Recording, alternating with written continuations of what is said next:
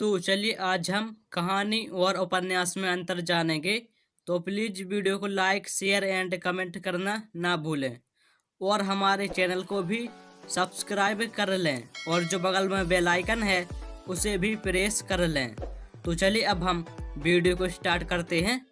तो अब हम जान लेते हैं कहानी और उपन्यास में अंतर।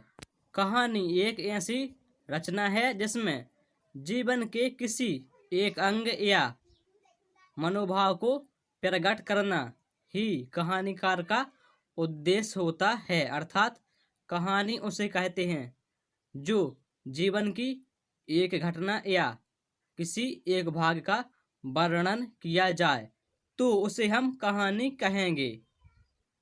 युग की गतिशील पृष्ठभूमि पर सहज शैली में स्वाभाविक जीवन की एक पूर्ण झांकी प्रस्तुत करने वाला गद्य उपन्यास कहलाता है।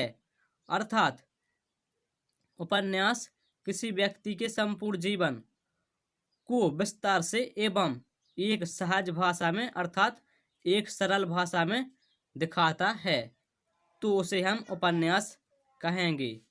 तो चलिए अब हम आगे बढ़ते हैं।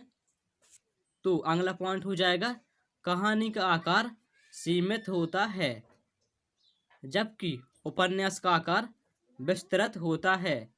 तो यहाँ पर हम कह सकते हैं कि कहानी का आकार उपन्यास की अपेक्षा छोटा होता है और जबकि उपन्यास का आकार कहानी की अपेक्षा बड़ा होता है।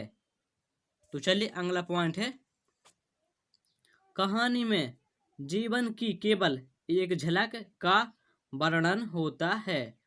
अर्थात कहानी में जीवन के किसी एक पक्ष का वर्णन किया जाता है जबकि उपन्यास में समग्र जीवन का व्यापक और विसर्ग चित्र उपस्थित रहता है। अर्थात उपन्यास में संपूर्ण जीवन का विस्तार से अध्ययन किया जाता है। अगला पॉइंट है कहानी में प्रासंगिक वर्णों हेतु अवकाश नहीं होता है। अर्थात कहानी में केवल मुख्य बातें ही होती हैं, कोई प्रसंग से संबंधित बातें नहीं होती हैं जबकि उपन्यास में आधिकारिक कथा के साथ अनेक प्रासंगिक गौण घटनाएं और प्रसंग जुड़े रहते हैं।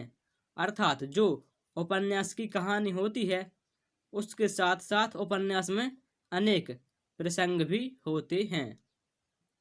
तो चलिए अब हम कुछ कहानी और कुछ उपन्यास देख लेते हैं। तो प्रमुख कहानी है बूढ़ी काकी, इंदुमती आदि और प्रमुख उपन्यास हैं गोदान, गबन, टेढ़े मेढ़े रास्ते आदि। Thank you.